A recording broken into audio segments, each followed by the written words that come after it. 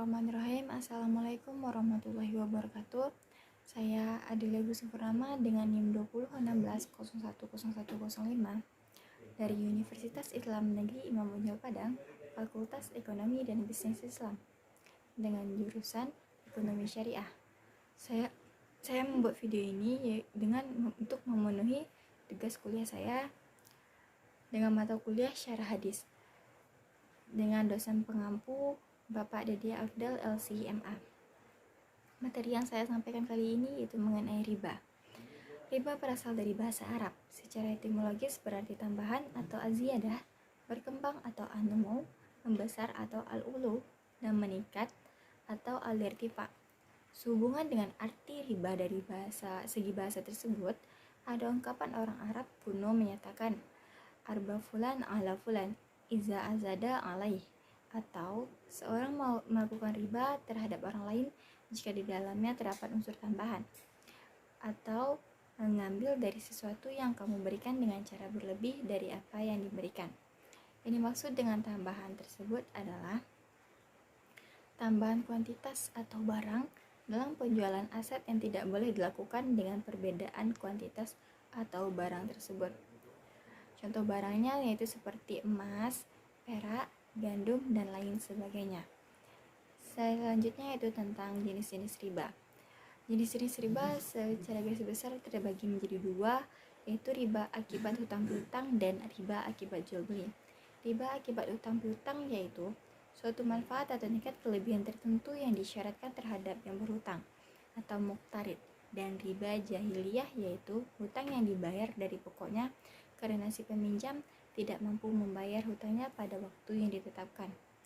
Riba akibat hutang piutang ini terbagi menjadi dua, yaitu riba qard dan riba jahiliyah. Selanjutnya itu yang kedua, riba akibat jual beli, yaitu pertukaran antara barang sejenis dengan kadar atau takaran yang berbeda dan barang yang dipertukarkan termasuk dalam jenis barang ribawi. Riba utang piutang terbagi menjadi dua, yaitu riba fard dan riba nasyah. Selanjutnya yaitu mengenai riba dalam perspektif hadis Nabi. Nabi Muhammad SAW telah menegaskan dengan bahasa yang keras untuk memperingatkan umat manusia dan juga umat Islam mengenai riba.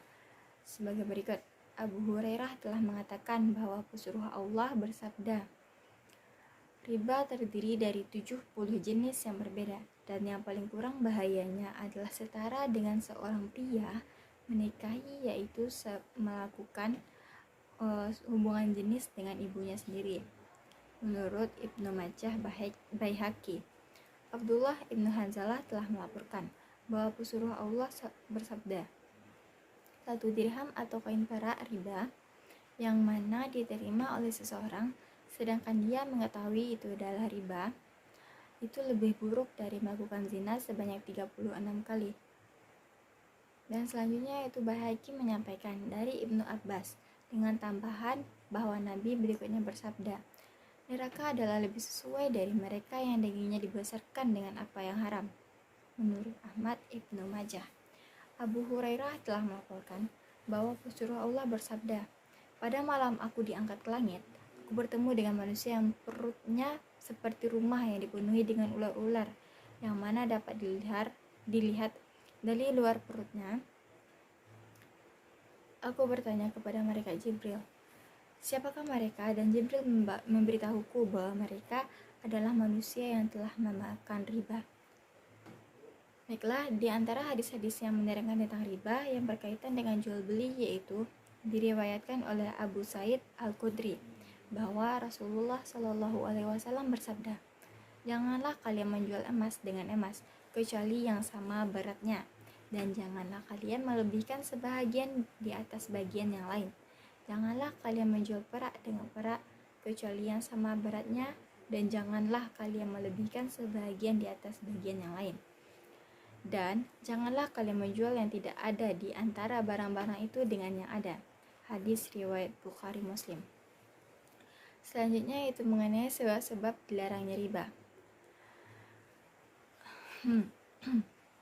Menurut Al-Razi, ada beberapa sebab dilarangnya riba. Yang pertama, Riba memungkinkan seseorang memaksakan pemilikan harta dari orang lain tanpa adanya imbalan.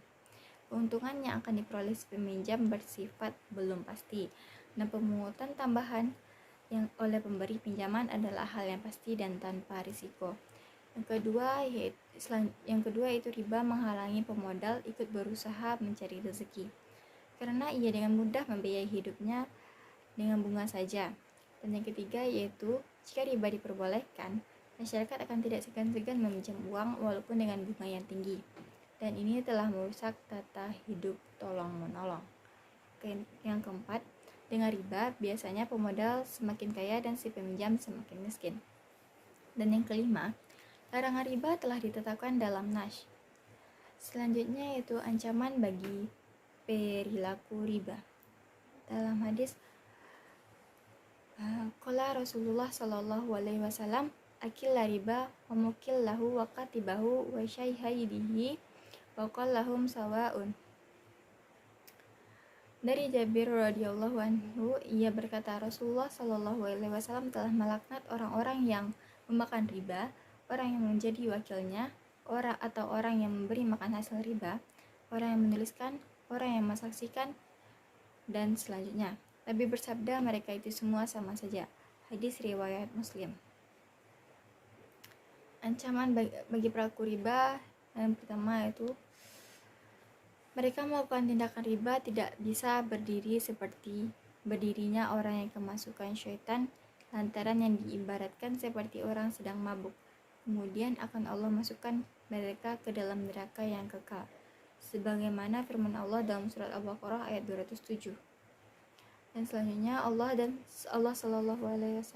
Subhanahu wa taala dan Rasulullah Shallallahu alaihi wasallam akan memerangi mereka serta mereka dianggap kafir dalam surat Al-Baqarah ayat 278 sampai 279.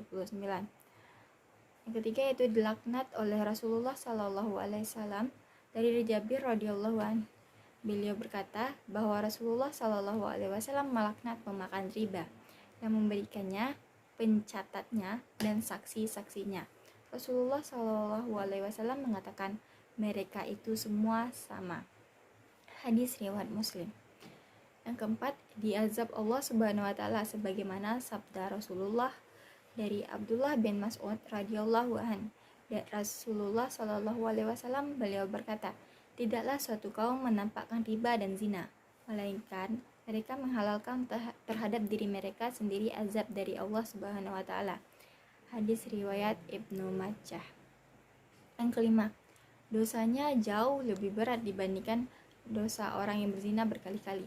Sebagaimana sabda Rasulullah SAW dari Abdullah bin Hanzalah berkata bahwa Rasulullah SAW bersabda, 1 dirham riba yang dimakan oleh seseorang dan ia mengetahuinya, maka hal itu lebih berat daripada 36 kali berzina. Hadis riwayat Ahmad, Daruqutni, dan Tabrani. Materi selanjutnya itu tentang hikmah pelarangan riba. Yang pertama, menjadikan pribadi-pribadi manusia yang suka saling menolong satu sama lain. Dengan sikap saling tolong-menolong, menciptakan persaudaraan yang semakin kuat, sehingga menutup pintu pada tindakan memutus hubungan silaturahmi baik antara sesama manusia. Selanjutnya, menjadikan kerja sebagai sebuah kemuliaan, karena pekerjaan tersebut sebagai sarana untuk memperoleh penghasilan. Karena dengan bekerja seseorang dapat meningkatkan keterampilan dan semangat besar dalam hidupnya. Selanjutnya itu tidak merugikan orang-orang yang sedang kesusahan, karena dengan adanya riba seseorang akan mengalami kesulitan, justru semakin susah dan dia malah semakin sulit membayar hutangnya karena ada riba tersebut. Baiklah, hanya itu materi yang dapat saya sampaikan. Mohon maaf apabila ada kesalahan. Assalamualaikum warahmatullahi wabarakatuh.